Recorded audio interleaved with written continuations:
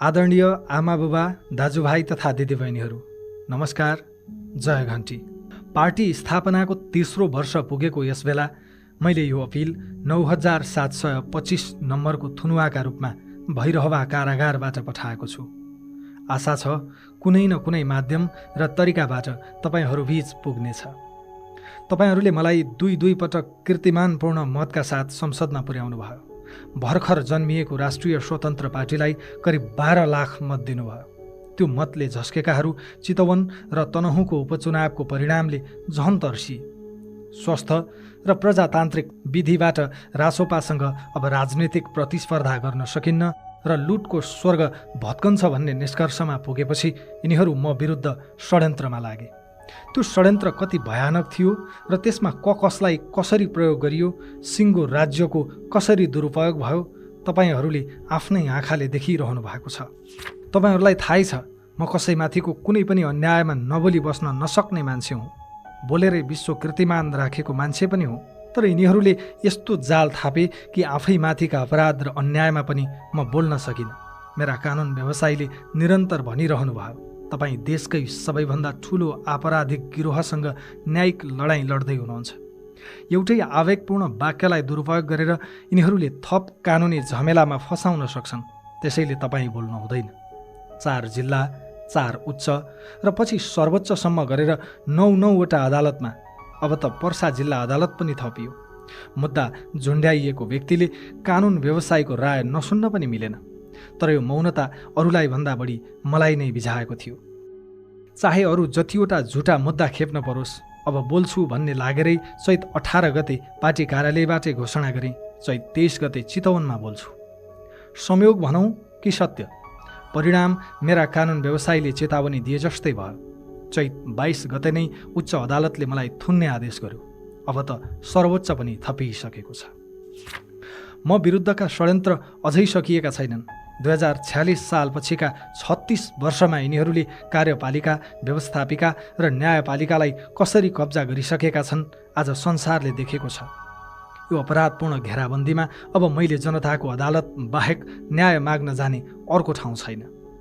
राज्य यिनैको, अड्डा अदालत यिनैको, मिडिया समेत यिनैको, राज्यका सारा अङ्ग र संरचना यिनकै भर्ती केन्द्र। घरिघरि लाग्छ यिनीहरूले मलाई धेरै दुःख दिए, तर विचार गर्दै जाँदा गएका 36 वर्षमा यिनीहरूले देश र जनतालाई दिएको दुःखका अगाडि मैले पाएको दुःख त केही पनि होइन। यिनीहरूले मलाई जेल हाले भनेर के दुःख मनाउ गर्नु, जब यिनीहरूले सिङ्गो देशलाई नै जेल बनाइसके। आदरणीय देशवासीहरू, जेलको कोठरीबाट आज म आफ्नै जीवनको समीक्षा गरिरहेको छु। त्यो समीक्षा म तपाईँहरूलाई पनि सुनाउन चाहन्छु, तर नेताका रूपमा होइन, एउटा छोराको रूपमा, एउटा भाइ वा दाइका रूपमा, एउटा सामान्य नागरिकका रूपमा। मैले कहिल्यै सोचेको थिइनँ कुनै दिन म राजनीतिमा पनि आउनेछु। विद्यार्थी जीवनमै मिडियामा लागेँ, टेलिभिजन र एफएमतिर छोटे मोटे सेलिब्रेटी भइसकेको थिएँ। तर अलि राम्रो जीवन बाँचिएला कि भनेर अमेरिका भासिएँ। ठुलो कुरा गर्नुपर्ने र ढाँट्नुपर्ने केही छैन। नेतागिरीको कुनै पनि लत नपाली अमेरिकामा पनि नेपाली समाजसँग जोडिएँ, साथ दिएँ, लिएँ। असफल भएको होइन, तर मन कहिल्यै रमाएन। फर्किन्छु भन्दा भन्दै 14 वर्षको धनवास भन्ने कि वनवास बिताइयो। संसारकै लामो टेलिभिजन टक सोको रेकर्ड राख्न मन लाग्यो। कुनै लोकल टेलिभिजन खोजेर अमेरिकामै त्यो रेकर्ड राख्न नसकिने थिएन। तर मनले भन्यो त यसका लागि पनि देश फर्किनस् भने पछि के फर्केलास्। अनि नेपाल आएर गिनिज बुकमा नाम दर्ज पनि गरेँ। सञ्चार र मनोरञ्जनको अनुभव थियो, तर मनोरञ्जनमा रुचि भएन। सञ्चारकर्ममा फर्किन चाहेँ, तर त्यो एकदमै सृजनात्मक र परिणाममुखी होस् भन्ने थियो। मलाई त्यतिखेरसम्म प्रधानमन्त्रीहरूमाथि भ्रम थियो। मैले सरकार र जनताबीच संवादको ठुलो खाडल देखेँ। चाँडै प्रधानमन्त्री बन्दैछन् भन्ने थाहा पाएपछि सिधै केपी ओलीलाई फोन गरेँ। न्युयोर्कमा भेट भएको र छोटो अन्तर्वार्ता पनि गरेको संक्षिप्त चिन्जान पनि स्मरण गराएँ र सोधेँ, मेरो कुनै फाइदा नहुने तर प्रधानमन्त्रीका रूपमा तपाईँले गर्नै पर्ने केही कामको कुरा गर्छु, आधा घन्टा समय दिन सक्नुहुन्छ? मैले थप आग्रह पनि गरेँ, म केवल तपाईँका कुरा गर्छु र मलाई अनडिभाइडेड अटेन्सन चाहिन्छ। मेरो व्यक्तिगत लाभको एउटा पनि कुरा गर्दिनँ। उनकै फाइदाको कुरा थियो। ओली कन्भिन्स पनि भए। उनी प्रधानमन्त्री भएको केही समयमा सिधा कुरा प्रधानमन्त्रीसँग कार्यक्रम सुरु भयो। ओलीले अहिले रवि लामिछानेलाई जागिर दिए भनेको सुने। तर त्यो तथाकथित जागिर बापत मैले ओलीबाट, एमालेबाट वा नेपाल टेलिभिजनबाट एक पैसा पनि लिएको होइन। त्यो कार्यक्रमबाट मैले एउटै कुरा लिएँ, ज्ञान। प्रधानमन्त्रीहरू, मन्त्रीहरू, उच्च सरकारी अधिकारीहरू कसरी सोध्छन् त्यो देखेँ। देश र जनताप्रति उनीहरूको लापरवाही देखेँ। त्यसपछि मलाई लाग्यो यस्ता सिधा कुरा शासकसँग गरेर यो देश पार लाग्दैन। परिणाम खोज्ने हो भने सिधा कुरा त जनतासँग पो गर्नुपर्छ। अनि सुरु भयो सिधा कुरा जनतासँग कार्यक्रम। समस्त नेपाली दाजुभाइ दिदीबहिनीहरू, सिधा कुरा प्रधानमन्त्रीसँग कार्यक्रममा म प्रधानमन्त्री, मन्त्रीहरू र सचिवहरू, आयोजना प्रमुखहरूका एसी रुममा हुन्थेँ। त्यतिखेरका कार्यक्रम हेर्नुहोस् त, रवि लामिछानेको भाषामा आक्रोश छैन। म इमानका साथ भन्छु, त्यतिखेरसम्म मैले जनताको वास्तविक पीडा र समस्याको भेउ पाएकै थिइनँ। म त सरकारी तथ्याङ्कहरूमा देखिने विकासकै वरपर घुमिरहेको थिएँ। त्यसैले ममा ठुलो आक्रोश र असन्तोष पनि थिएन। म पनि अरू मूलधारका सम्पादक जस्तै शान्त सुनिन्थेँ। तर सिधा कुरा जनतासँग पछि बल्ल मेरो यो देश र जनताको सत्यसँग सामना सुरु भयो। बोक्सीको आरोपमा मुखमा दिशा कोचाइएकी लक्ष्मी परियारका लगलगी कामेका नाबालक छोराको चित्कार सुने। बोक्सीकै आरोपमा सिङ्गो गाउँबाट निर्घात कुटिएकी राधा चौधरीको आँगनमा पुगे। खाडीमा बेचिएकी कविता तामाङले मालिकको यौन हिंसाबाट बच्न लाइभ कार्यक्रममै आएर हार गुहार मागिन्।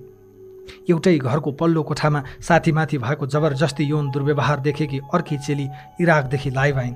म स्टुडियोमा मात्र बसिन, सुपरभाइजरको यौन शोषणका कारण अबुधाबीमा आत्महत्या गर्न बाध्य भएकी अष्टमी गुरुङको न्यायका लागि अबुधाबीदेखि गोरखा आरुघाटसम्म पुगेँ। सिङ्गो गाउँलाई मिटर ब्याजको पासोमा पारेका श्याम परदेशीको अत्याचारको स्थलगत रिपोर्टिङ गरे। ऋण मिनाहा गर्ने शर्तमा गाउँलेका ससाना छोरीहरूलाई आफूसँग रात बिताउन पठा भन्ने घृणित साहुकारहरूसँग जवाफ मागे। मेरो सञ्चारकर्म अलपत्र पूर्वाधार, खुल्लम-खुल्ला घुसखोरी, सरकारी अड्डामा नागरिकले पाएको शास्ति, विभिन्न हिंसा, विभेद, ठगी र अपराधको शिकार भएका आम जनताको आँसु र चित्कारतिर सोझियो।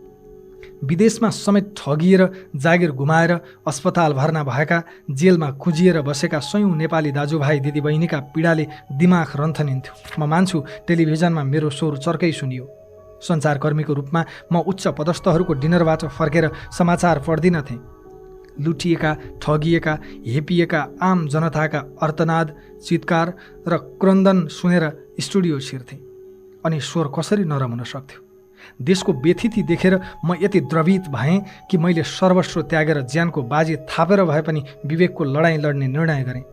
अनकन्टार जङ्गलमा महिनौँ हिँडेर जीवनै हत्केलामा राखेर र दलाललाई 1,40,00,000 तिरेर सयौँ नेपाली अमेरिका गइरहेकै बेला मैले अमेरिकी दूतावासलाई उल्टै 3.5 लाख बुझाएर अमेरिकी पासपोर्ट ससम्मान फर्काइदिएँ। त्यति बेला मसँग देश विदेशका समस्या लिएर हरेक दिन 50औं निमुखा र निरुपाय नागरिक फोन वा प्रत्यक्ष संवादमा आउँथे। न्युज 24 को सीमित स्रोत साधनबाट त्यति धेरै समस्या पहिचान र सम्बोधन गर्न सम्भव भएन। म विकल्पको खोजीमा रहेका बेला अलि स्रोत सम्पन्न मानिएका हिमालय र AP1 का मालिक सम्पर्कमा आए। उनीहरूसँग सम्झौताको ड्राफ्ट आदान प्रदान हुँदै थियो। यही सेरोफेरोमा एउटा समाचारको सन्दर्भमा एकपटक मात्र चिन्जान भएका पूर्व DIG छविलाल जोशीले मलाई अलिक ताकेता नै गरी जीवी राईसँग भेटाए। उनीहरू ठुलो लगानीमा गुणस्तरीय टेलिभिजन खोल्दै रहेछन्। मिलेर काम गरौँ भने 15% सेयर दिने भए। मैले कुनै आर्थिक दायित्व बोक्न नपर्ने गरी लिखित सम्झौता नै गरियो। समाचार र कार्यक्रमको जिम्मेवारी मेरो र आर्थिक जिम्मेवारी जीवी राईको रहने कुरा सम्झौता पत्रमा स्पष्ट पारियो। सम्झौतामा पहिलो पक्षका रूपमा जीवी राईले, दोस्रो पक्षका रूपमा मैले र साक्षीका रूपमा छविलाल जोशीले हस्ताक्षर गर्यौं। यसरी ग्यालेक्सी 4K टेलिभिजनमा जोडिए। यसअघि जीवी राईको 7 पुस्तासँग र उनी सम्बद्ध कुनै व्यापारी, व्यवसायी, परिवार, आफन्तसँग मेरो 7 पुस्ताको नातागोता, चिन्जान, भेटघाट, सम्पर्क, व्यापार, व्यवहार केही थिएन। आदरणीय दाजुभाइहरू, न्युज 24 को तुलनामा म एउटा कार्यक्रममा सिङ्गो स्टेसनको नेतृत्वकर्ता भएँ। स्टुडियो सानोबाट विशाल भयो। सञ्चारकर्मीको सञ्जाल अझ ठुलो भयो। टेलिभिजनको स्क्रिन अझ उज्यालो भयो। तर मैले थाहा पाएँ, जतिसुकै ठुलो टेलिभिजन भए पनि गैर जिम्मेवारले शासन गरेको देशमा बढीमा कराउन मात्र सकिन्छ, बदल्न केही सकिन्न। यो देशमा जिम्मेवारीमा भएकाहरूलाई कराएर, सम्झाएर र नागरिकका पीडा देखाएर केही फरक पर्दैन। सञ्चारकर्मकै बीचमा मैले सप्तरीमा 52 मुसहर परिवारको बस्ती र दुर्गम कालीकोटमा 15 बेडको सुविधा सम्पन्न अस्पताल निर्माणको नेतृत्व पनि नलिएको होइन। विदेशमा अलपत्र कैयौँ नेपालीको उद्धार नगरेको पनि होइन। कोभिड महामारीमा विपन्न नागरिकसम्म अक्सिजन र खाद्यान्न पुर्याएकै हो। यी कुरालाई उपलब्धि मानेर म आत्मरतिमा रमाउन पनि सक्थेँ। तर देशको बृहत चित्रमा हेर्दा मलाई मनैदेखि लाग्यो यी सबै उपलब्धि एउटा विषाक्त समुद्रबाट केही थोपा पानी निकाले जस्तो मात्रै हुन्। यो देशमा केही गर्ने हो भने व्यथितिको ज्वरो नै उखेल्नुपर्छ। अनि सल्लाहमै निशुल्क पाएको सेयर निशुल्कै फिर्ता गरेर म ग्यालेक्सी टेलिभिजनबाट बाहिरिएँ। सञ्चारकर्म छोडेर राजनीतिमा आउने निर्णय त गरेँ, तर प्रवेश कसरी? मसँग दुई विकल्प थिए। या त स्थापित पार्टीभित्रै छिरेर हस्तक्षेप गर्ने या नयाँ पार्टीका संरचना खडा गरेर स्थापितलाई घचघच्याउने। दुईवटै विकल्पमा घनीभूत छलफलमा लागे। तर स्थापित दलहरूको दलदलमा छिरेर अल्मलिनुभन्दा उपयुक्त निष्कर्ष निस्कियो नयाँ दल गठन। यो पनि कम चुनौतीपूर्ण कहाँ थियो र? पार्टीको नेतृत्व गरिदिन आग्रह गर्दै म कसको दैलोमा पुगिन। देशले मानेका र समाजले चाहेका प्राय सबैसँग मैले कल्पना गरेको दलको नेता बनिदिन आग्रह गरेँ। म सघाउँछु, तपाईँहरूले नेतृत्व गरिदिनुहोस् भने धेरैले मानेनन्।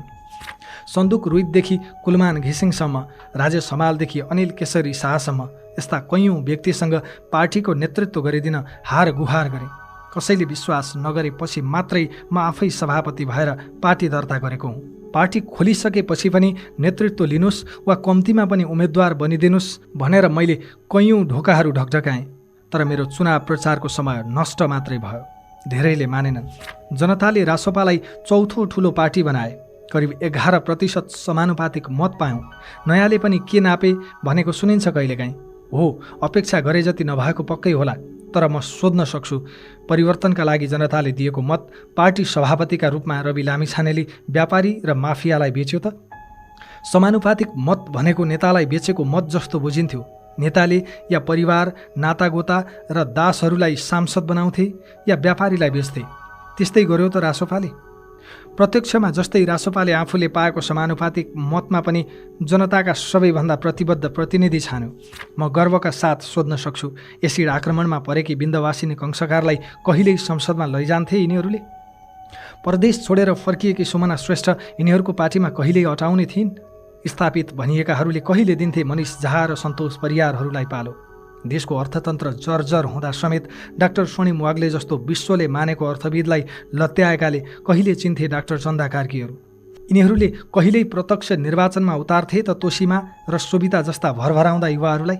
माफियालाई टिकट बेच्नेहरूले कहिल्यै मौका दिन्थे त हरि ढकालहरूलाई?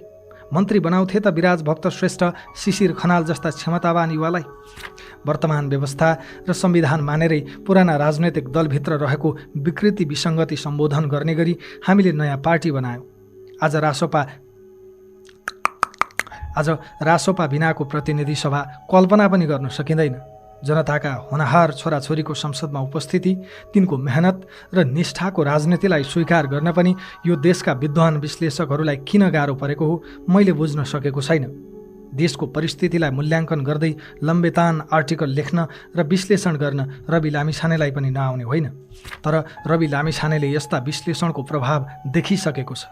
मलाई यो देशको व्यथितिको थप व्याख्या गर्नु छैन, व्यथिति भत्काउनु छ। व्यथितिका वाहकहरूलाई निवेदन दिएर वा अनुरोध गरेर यो देशमा थितिको शासन सुरु हुँदैन।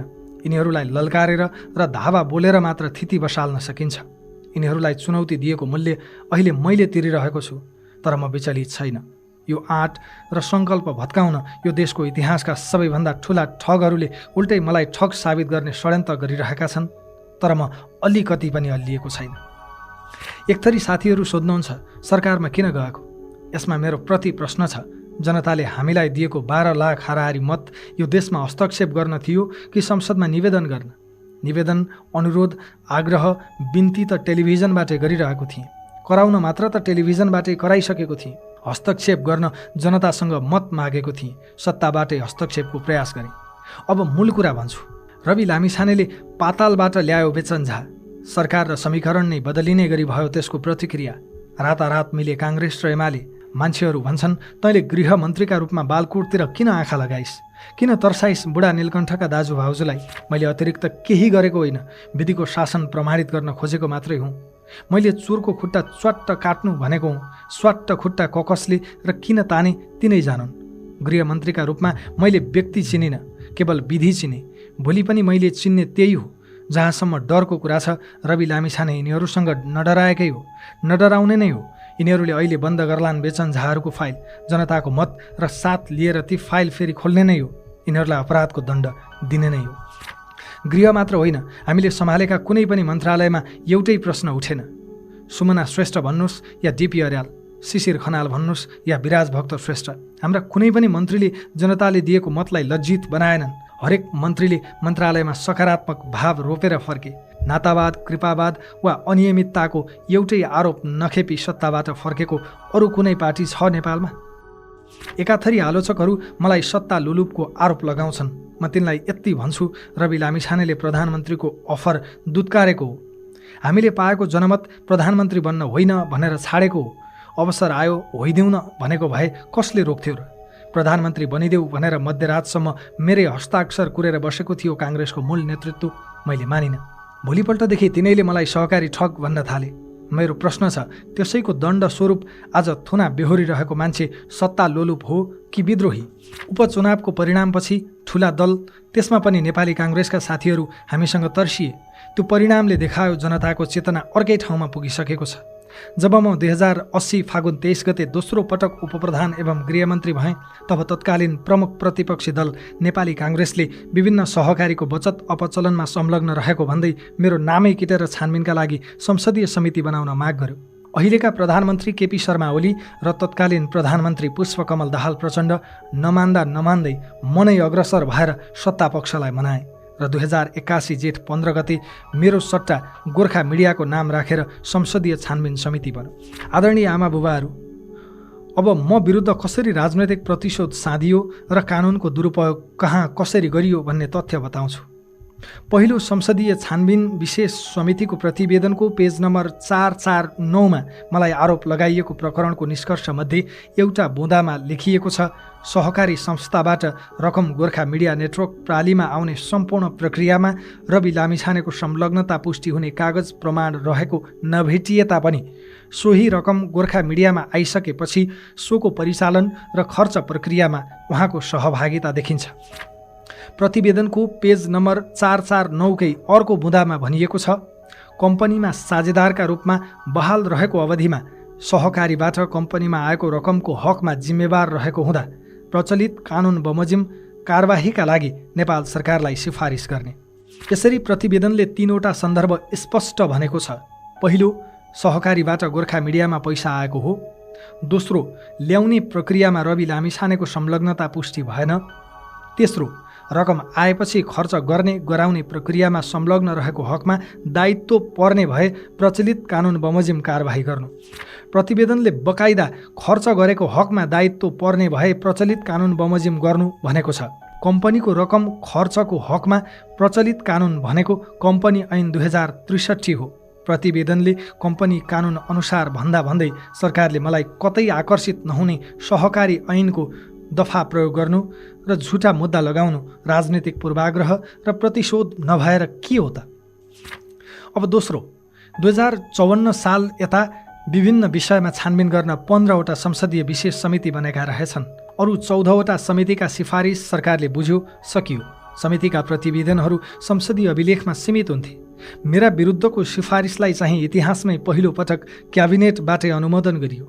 2081 भदौ 31 गते सभामुखलाई पेश गरिएको प्रतिवेदन सोही दिन प्रधानमन्त्री तथा मन्त्री परिषद कार्यालय पुग्यो र असोज 2 गते मन्त्री परिषदले संसदमा प्रस्तुत भएको सहकारी बचत रकम दुरुपयोग सम्बन्धी संसदीय छानबिन विशेष समितिको प्रतिवेदन 2081 कार्यान्वयनका लागि सम्बन्धित मन्त्रालयमा पठाउने निर्णय गर्यो। बचतकर्ताको रकम फिर्ता गर्ने मूल उद्देश्यले खडा भएको छानबिन विशेष समितिको 1200 पृष्ठको प्रतिवेदन मात्र मेरा विरुद्ध कार्यान्वयन भयो, त्यो पनि एकदमै छलपूर्वक र बलपूर्वक। अब तेस्रो, प्रतिवेदन आएपछि पहिल्यै लेखिएको पटकथामा राज्यको षड्यन्त्रमय छायाङ्कन र अभिनय सुरु भयो। विदामा बसेका जिल्ला न्यायाधीशलाई बोलाएर कार्तिक 2 गते शुक्रबार म विरुद्ध पक्राउ पूर्जी निकालियो। त्यसमा पनि मुद्दा 35 दिनभित्र अदालतमा बुझाइसक्नुपर्ने थियो, बुझाएनन्। त्यसपछि सङ्गठित अपराधको अभियोग लगाएर 60 दिन थुन्ने प्रपञ्च गरे। 60 दिन पनि सकिन लागेपछि 90 दिन थुन्न मिल्ने र सांसद पद पनि निलम्बन हुने सम्पत्ति शुद्धिकरणको अभियोग लगाए। एउटै आरोपमा देशका विभिन्न जिल्लामा अनुसन्धान गर्नुपर्दा त्यसको नेतृत्व प्रहरीको केन्द्रीय अनुसन्धान ब्युरोले लिने र एकै ठाउँमा मुद्दा चलाउने अभ्यास छ। यसले अनुसन्धानलाई सजिलो मात्र बनाउँदैन, न्याय निरूपण पनि छिटो हुन्छ। मेरा हकमा पनि त्यही हुनुपर्ने थियो, तर यहाँ प्रश्न न्याय निरूपणको थिएन, प्रतिशोधको थियो, राजनैतिक षड्यन्त्रको थियो। चौथो, एउटा कसुरमा पोखरा हिरासतमा रहेको मानिसलाई बयानका लागि भन्दै काठमाडौँ लगियो। फेरि दोस्रो दिन काठमाडौँबाटै चितवन लगियो। तनाव र थकानले रक्तचाप निकै बढेको थियो। चितवन पुग्नासाथ औषधि खाएर फेरि बयान सुरु गरेँ। दिनभरको बयान, अस्वस्थ र थाकेको शरीर, रातको झन्डै 11 बजिसकेको थियो। तत्कालीन एसपी गौतम मिश्रले भने, तपाईँलाई यहाँबाट पठाउनु भन्ने आदेश छ। जानुपर्ने भयो हजुर। एसपी मिश्रलाई यस्तो आदेश दिने व्यक्ति थिए त्यस बेलाका प्रहरी प्रमुख वसन्त बहादुर कुँवर। उनलाई पनि आदेश दिने थिए दाजु, भाउजू, देवर र बा। मैले मेरो स्वास्थ्य जाँच गर भने उठ्न सकेको पनि थिइनँ। एउटा मान्छे उठाएर पठाउन सक्दैनस् भने त्यति कामका लागि अर्को मान्छे पठाउँ भन्ने प्रहरी प्रमुखको धम्कीपछि उनीहरूको केही सिप चलेन। मध्यरातमा बल लगाएर मलाई गाडीमा हाल्यो। यसअघि पनि भनेको छु, त्यसबेला मलाई जबरजस्ती उठाउन आउने प्रहरीले मादक पदार्थ सेवन गरेका थिए। उनलाई समाउन र जाँच गर्न भनिरहे, तर कसले सुन्ने? मध्यरात हुन लाग्यो। मलाई लगिँदैछ भनेर परिवारलाई खबर गरिदेऊ भने सुनेनन्। कानुन व्यवसायीलाई खबर गर्न भने मानेनन्। मध्यरातमा त्रिशुलीको बाटो परिवारलाई समेत खबर नगरी मलाई कहाँ पुर्याउन हिँडाइएको थियो थाहा थिएन। त्यो दिन राज्यको नियत मलाई पोखरा पुर्याउने थियो वा गायबै गर्ने म यसै भन्न सक्दिनँ। मेरो प्रतिरोधपछि धेरै हल्लाखल्ला भयो। बिहान 3 बजे पोखरा पुग्दासम्म मानसिक रूपमा कति विक्षिप्त भएँ लेखाजोखा हुनै सक्दैन। पाँचौं, कास्की प्रहरीको हिरासतमै रहँदा अनुसन्धानका लागि भन्दै काठमाडौँ, रूपन्देही र पर्सा पनि लगियो। मलाई ठग करार गर्न के मात्र तिकडम गरिएन। मलाई आरोप एउटै छ, सहकारीको बचत अपचलन। अनि अभियोग चाहिँ थरीथरीका, कतै सहकारी ठगी, कतै ठगी मात्र, कतै सङ्गठित ठगी, कतै सङ्गठित अपराध। कास्कीमा त सहकारी ठगी, सङ्गठित अपराध र सम्पत्ति शुद्धिकरण। बैंक खातामा 7 लाख चान्चुन पैसा भएको मलाई पुर्ख्यौली जाय जथा समेत देखाएर मेरी श्रीमती निकितालाई समेत प्रतिवादी बनाएर सम्पत्ति शुद्धिकरणको मुद्दा लगाइयो। देशवासीले थाहा पाउनुपर्छ, जिल्ला प्रहरी कार्यालयबाट सहकारीसँग जोडिएर सम्पत्ति शुद्धिकरणको समेत मुद्दा खेप्ने पहिलो नेपाली नै यिनीहरूले रवि लामिछानेलाई बनाएका छन्। छैठौं, सहकारीका सञ्चालक नै रहेका काङ्ग्रेस एमालेका नेतामाथि के भयो, के गरियो? घरमै बसेर फरार भएकी काङ्ग्रेस सांसद माया राई स्वर्णलक्ष्मी सहकारीको तत्कालीन सहसचिवलाई खुलेआम संसद छिराएर हाजिर गर्न दिएर फर्काइयो। संसद छिरेपछिको जनदबाब थेग्न नसकेर मात्रै उनलाई पक्राउ गरिएको हो। केही दिनमै अदालतले जम्मा 10 लाख दरौटीमा छोडिदियो। काङ्ग्रेस उपसभापति धनराज गुरुङलाई सामान्य सोधपुछमै टारियो। एमाले नेता ऋषिकेश पोखरेलकी पत्नी अञ्जला अदालतमा हाजिर भएकै दिन सामान्य धरौटीमा छुटिन्। अझ अचम्म त सरकारी पक्ष उनीहरूका हकमा पुनरावेदन गर्न पनि गएन। मेरो हकमा के गरियो सर्लङ्ग छ। सातौं, सहकारी ऐन अन्तर्गतको कसुरमा 90 दिनभित्र अदालतमा अभियोग पेश गरिसक्नुपर्ने हदम्याद हुन्छ। म विरुद्ध 2080 माघ 22 गते जिल्ला प्रहरी कार्यालय कास्कीमा जाहेरी परेको दाबी गरियो। त्यो दाबी सत्य नै थियो भने त्यसको 90 दिनभित्र अर्थात् 2081 को जेठ 10 गतेभित्र अनुसन्धान सकेर जिल्ला अदालतमा मुद्दा लगिसक्नुपर्ने थियो। अनुसन्धानका लागि भन्दै 2081 कार्तिक 2 गते पक्राउ गरिएको मलाई 84 दिन हिरासतमा राखेर 2081 पुष 7 गते मात्रै कास्की जिल्ला अदालतमा मुद्दा दर्ता गरियो।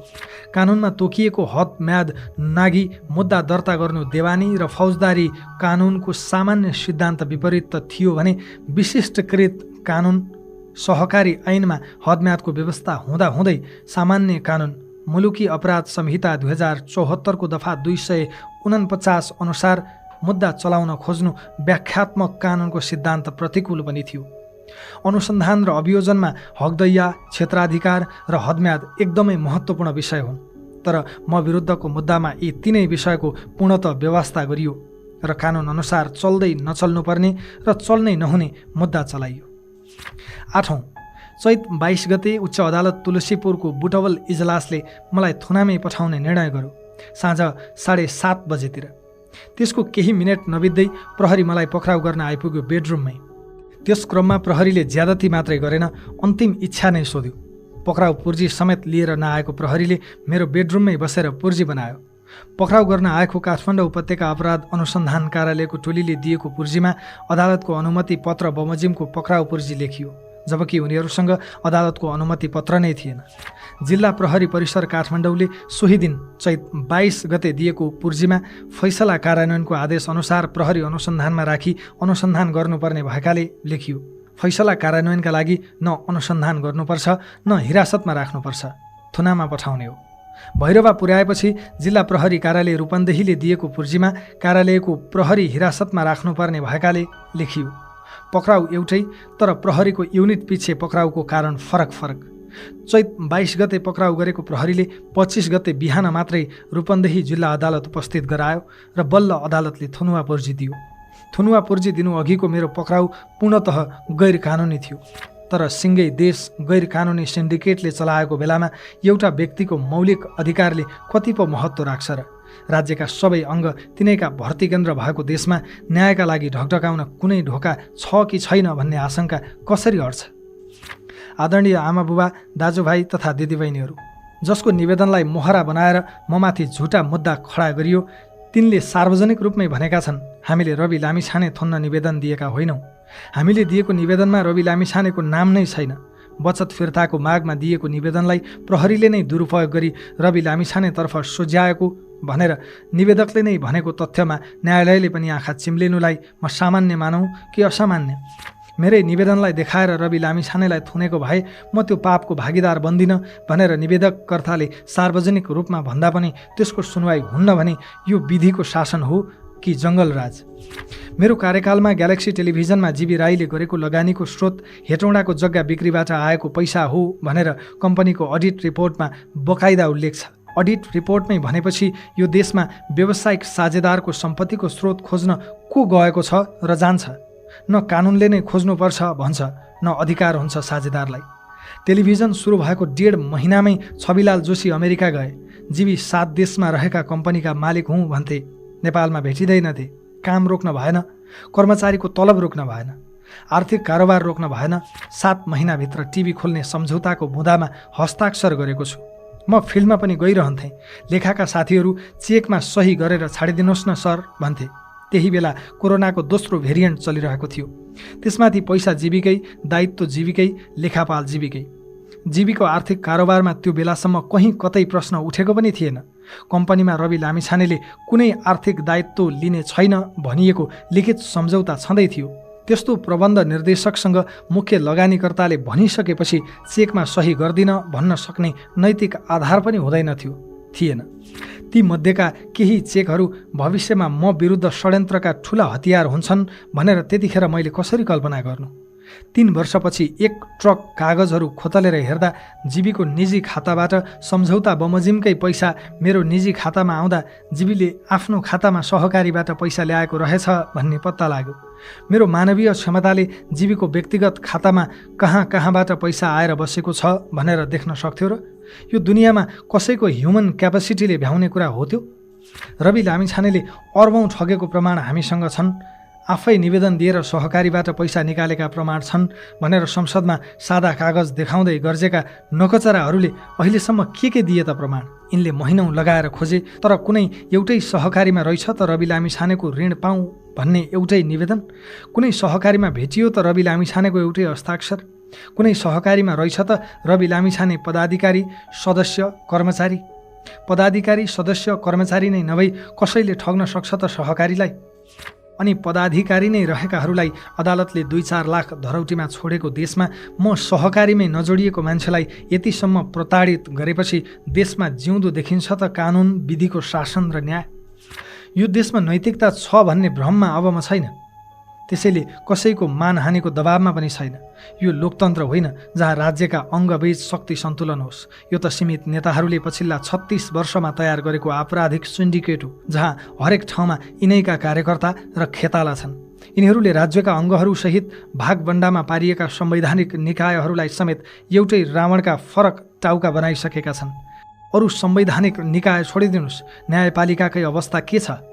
पूर्व न्यायाधीश सुशीला कार्कीको पुस्तक न्याय पढे मात्रै पनि सर्लङ्ग हुन्छ। न्यायाधीश बन्ने ढोका यिनैले खोल्छन्, यिनैले बन्द गर्छन्।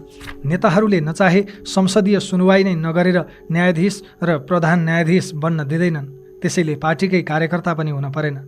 रोल क्रममा परेको न्यायमूर्तिले करियरकै बलि चढाएर म बबुरु रवि लामिछानेलाई किन र कसरी दिन्छ न्याय? जति माथि गयो न्यायपालिका त्यति बढी दबावमा किन छ भने न्याय परिषद र संसदीय सुनवाईका दुई तरबार हमेसा न्यायमूर्तिमाथि छन्। यो कालकोठरीबाट म घरिघरि सोध्छु, आफै यति अन्याय, दबाव र प्रभावमा बाँचेको न्यायपालिकासँग मैले अलि धेरै अपेक्षा राखेर अन्याय पो गरेँ कि?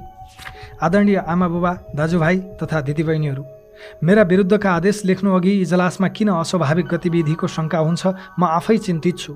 अदालतहरूबाट आदेश सार्वजनिक हुनु अघि नै निश्चित मिडियामा कसरी लिक हुन्छ? दिउँसै सकिएका बहस घन्टौँपछि जम्मा 5-7 पेजमै फैसला किन आउँछ? 24 घण्टामा फैसला गरिसक्नुपर्ने बन्दी प्रत्यक्षीकरण जस्तो रिट मेरै हकमा पटक पटक हेर्न नमिल्ने हुँदै 1 महिनासम्म किन लम्बिन्छ? मेरै मुद्दामा जिल्लाकै फैसला सदर भयो भनेर वेबसाइटमा आउँछ अनि एकैछिनमा फेरि मेटेर किन सच्याइन्छ? बुटवलमा आदेश भएको केही मिनेटभित्रै काठमाडौँमा प्रहरी मलाई पक्राउ गर्न बिस्तरासम्मै कसरी आइपुग्छ? आदेशपछि पुरा हुनुपर्ने कानुनी र अदालती प्रक्रिया त परको कुरा, पक्राउका लागि आवश्यक सामान्य कागजात समेत प्रहरीले कसरी मेरै बिस्तरामा तयार गर्ने आँट गर्छ? कसरी र किन सोध्छ अन्तिम इच्छा? म साँच्चै विस्मित छु। आफ्नो भन्दा पनि देशको नियति सम्झेर चिन्तित छु। अदालतको आदेश सुन्न बसेकी मेरी श्रीमती निकितालाई एक्लै छाडेर आदेश सुनाउने कर्मचारी सोझै मिडिया किन र कसरी जान सक्छ? जबकि निवेदक पनि भएकाले सबैभन्दा पहिले आदेश सुन्ने हक निकिताको हुन्थ्यो। अब मेरो जीवनको उद्देश्य व्यक्तिगत उन्मुक्ति होइन, सीमित नेताहरूको अहिलेको आपराधिक सिन्डिकेटबाट सिङ्गो देशको उन्मुक्ति हो। रवि लामिछानेले नाकको डाँडी भाँच्नुपर्छ भनेको थियो भनेर निकै ट्रोल बनाइँदैछ। म आज यो कालकोठरीबाट दोहोर्याउँदैछु, राज्यको पूर्ण पुनर्संरचना गर्ने नै हो। ममाथि अत्याचार गर्ने लोकतन्त्र होइन, ओली थापाहरूको कुटिल षड्यन्त्र र लेखक बडालहरूको कानुनी प्रपञ्च हो। विधिको शासन त यिनीहरूले उहिल्यै समाप्त पारिसकेका हुन्।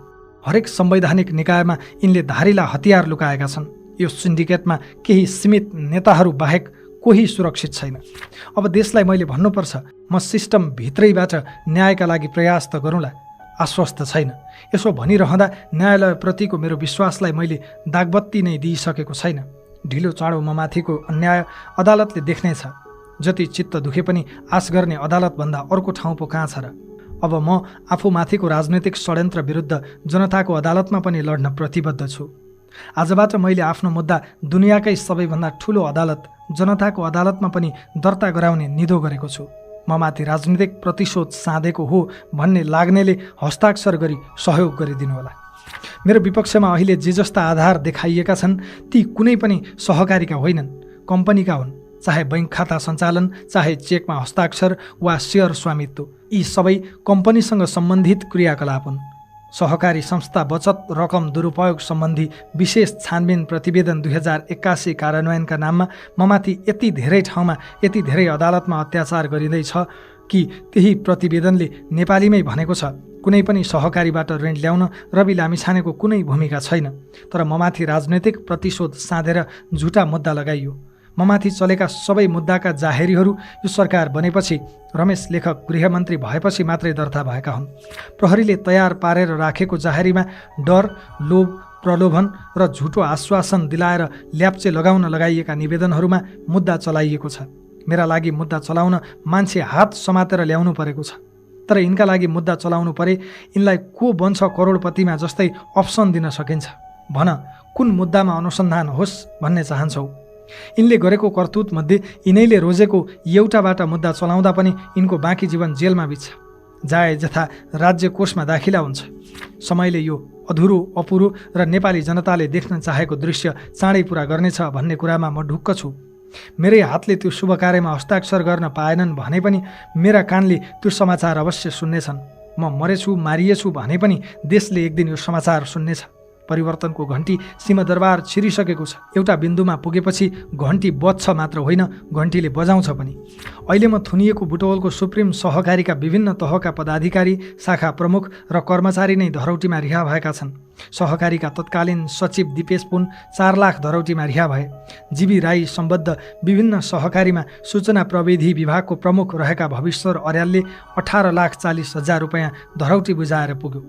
सुप्रिम सहकारीको भैरहवा शाखाका व्यवस्थापक दुर्गा पाण्ड्य चापागाई 18 लाख धरौटी बुझाएर छुटे। त्यही सहकारीका कर्मचारी पनि थुनामा छैनन्।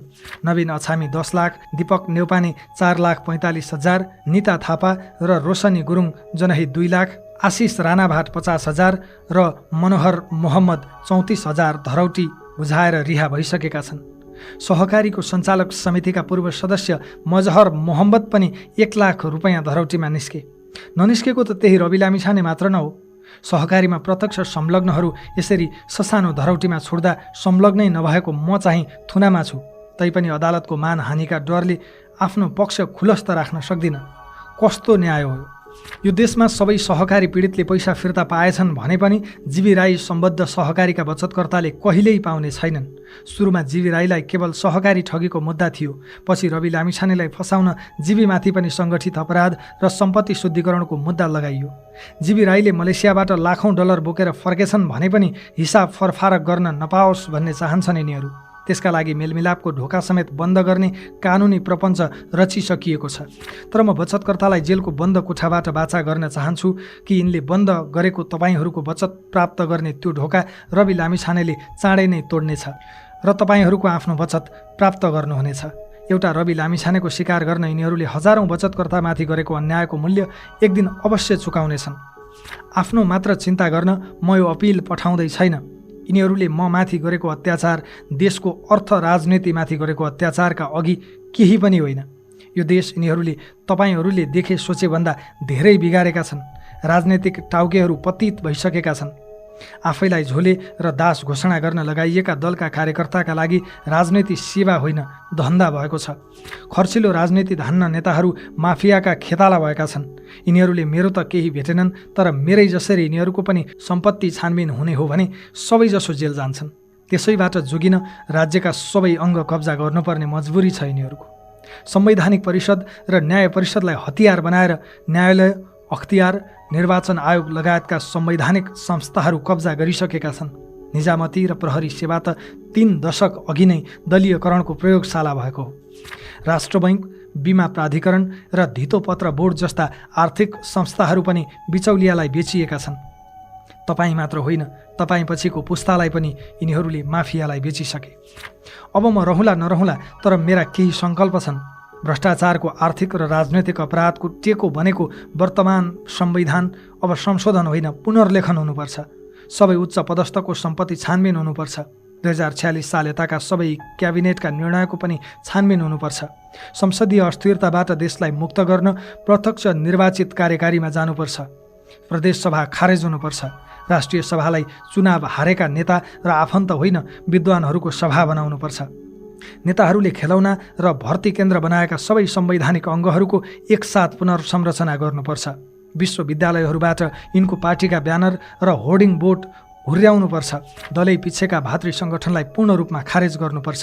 राजनीति सफा गरेर र दोस्रो चरणको आर्थिक सुधारको कार्यक्रम ल्याएर युवा रोजगारी, लगानी र उद्यमशीलतामा फड्को मार्नुपर्छ। त्यसका लागि सडक भने सडकबाट, मतपत्र भने मतपत्रबाट शान्तिपूर्ण क्रान्तिका लागि देश तयार हुनुपर्छ। महाकाली वा अरू सन्धिका नाममा देशै बेचेर खाएकाहरू ढुक्कले सिंहदरबार छिरेका छन्। तिनलाई मुद्दा छैन। नक्कली भुटानी शरणार्थी वा भिजिट भिजाका नाममा जनता बेचेर खाएकाहरू संसदमा शेर सायरी सुनाइरहेका छन्। तिनलाई अनुसन्धानको डर छैन। सिङ्गै ललिता निवास र गिरिबन्धु निलेकाहरूलाई डकार्न पनि नडकारी सुखी नेपालीको उपदेश दिँदैछन्। तिनीहरूलाई कानुनको डर छैन। आज तिनै अपराधीहरूले चलाएको देशमा स्वदेशमै केही गर्ने सङ्कल्प लिएर अमेरिकादेखि फर्केको म रवि लामिछाने सबैभन्दा धेरै अदालतमा मुद्दा चलेको यो देशको सबैभन्दा ठुलो अपराधी जस्तो भएर कारागारमा बन्दी छु। सबैले मेरै बलि चढाउने भाकल गरेका छन्। कसैको राजनीति जोगाउन, कसैको सरकार बनाउन वा जोगाउन र कसैलाई उच्च वा सर्वोच्च पुग्न पनि मेरै बलि चढ्नु पर्यो। म एउटा मान्छे कतिजनाको भाकलका लागि कति पटक रेटिने, कति टुक्रामा काटिने। सबको भाकल पुरा गर्न रेटिँदा मसँग हाड छाला र एकमुठी प्राण मात्र बाँकी छ। यति बेला मसँग सत्य बाहेक केही पनि बाँकी छैन। म ठुनिँदा मात्रै न्यायालयप्रतिको विश्वास कायम रहन्छ रे। आज सबै क्षेत्र जनताको प्रत्यक्ष निगरानीमा छ। मिडिया होस् या न्यायालय, जनताको अदालतमा ढिलो छिटो सबैले जवाफ दिनुपर्नेछ। एक न एक दिन सबैको श्वेत पत्र निस्कने नै छ। आदरणीय आमा बुबा, दाजुभाइ तथा दिदीबहिनीहरू, यिनीहरूको 36 वर्ष लामो कुशासनले यो देशमा परिवार अलग्यायो, समाज अलग्यायो, देश नै अलग्यायो। यिनले दिएको यातनाको आँसुबाट अब विद्रोहको नदी तयार भइसकेको छ। यी अपराधीहरू रवि लामिछानेसँग होइन, आफ्नै अपराधसँग डराएका हुन्। रवि लामिछानेप्रति तपाईँहरूको प्रेमसँग डराएका हुन्। यिनीहरूले बुझेका छन् यो देशमा अब कि रवि लामिछाने जेलमा हुनेछ कि यिनीहरू जेलमा हुनेछन्, कि षड्यन्त्रले जित्नेछ म जेलमा सड्नेछु कि तपाईँहरूको प्रेमले जित्नेछ। यिनीहरूले यो देशमा 36 वर्षका अपराधको मूल्य तिर्नेछन्। रवि लामिछाने परीक्षाका लागि तयार छ। बा हुन् कि दाई, भाउजू हुन् कि देवर, ती सबैले सुन्ने गरी फेरि दोहोऱ्याउँछु, रवि लामिछाने जस्तो सुकै परीक्षाका लागि पनि तयार छ। मलाई दृढ विश्वास छ काल कोठरीमै मारिएछु भने पनि यो देशले यिनीहरूको 36 वर्षका अपराधको हिसाब नमागी छोड्ने छैन। मेरा विरुद्ध जाहेरी दिनेहरूले बिस्तारै सत्य बोल्न थाल्नु भएको छ। बाँकीलाई अनुरोध छ, तपाईँहरू आफूलाई जन्म दिएका बा आमा र आफूले जन्म दिएका छोराछोरीको आँखामा आँखा जुधाएर भन्नुहोस् त, के रवि लामिछानेले ठगेरै तपाईँहरूले उजुरी दिनुभएको हो? रवि लामिछाने छ भनेरै कुनै सहकारीमा पैसा राख्नु भएको हो? तपाईँहरूमध्ये कतिजना पाप धर्ममा विश्वास गर्नुहुन्छ मलाई थाहा छैन, तर धर्मै नमान्नेलाई पनि पाप त लाग्छ। कसैले कसैको लोभमा, स्वार्थमा या दबावमा मेरा विरुद्ध उजुरी दिनुभयो? एकपटक छातीमा हात राखेर आफैलाई सोध्नुहोस्, रवि लामिछाने ठगै हो त? जसले यो पढ्नुभयो उहाँहरूले पढ्न नसक्ने आमा बुबालाई मेरो सन्देश सुनाइदिनु होला। तपाईँहरूको रवि लामिछाने यिनीहरूको काल कोठरीसँग डराएको छैन, आत्तिएको छैन, हिम्मत हारेको छैन। तपाईँको रवि लामिछानेसँग कारागारका पर्खालभित्रबाट पनि देशद्रोहीलाई तर्साउने नैतिक बल र साहस छ। मैले सङ्गठित अपराध गरेको हुँ कि सिङ्गो राज्यको दुरुपयोग गरेर ममाथि सङ्गठित अपराध भइरहेको छ, यसको निर्णय जनताकै विवेकको अदालतमा होस्। चरम अन्यायको शिकार भई थुनुवाको रूपमा रहेको मेरो भनाइले कसैलाई बिझाएछ भने पनि ममाथि थप निर्मम हुने ठाउँ अब कति नै पो बाँकी होला र? ममाथिको राजनैतिक प्रतिशोध विरुद्ध जनताको हस्ताक्षर अभियानमा साथ दिन आग्रह गर्दै यति भन्छु, यिनीहरूले मलाई लगाएको हत्कडी त बिउ हत्कडी हो। यो फल्न फुल्न र हुर्कन धेरै दिन लाग्ने छैन। स्वर्ग जस्तो देशलाई नर्क बनाएका अपराधीहरू षड्यन्त्रकै बलमा अब धेरै दिन जोगिन सक्ने छैनन्। म मारिएछु भने पनि जनताले यिनीहरूका हातबाट तस्करले दिएका घडी खोस्नेछन् र हत्कडी लगाउनेछन्। त्यो दिन धेरै टाढा छैन। यति भनिसकेपछि अब मैले झन् यस बापत कत्रो मूल्य चुकाउनु पर्ने होला त्यसको हिसाब किताब पनि छैन, मलाई परवाह पनि छैन। धन्यवाद। जय घन्टी। 2082 असार। भैरहवा कारागार।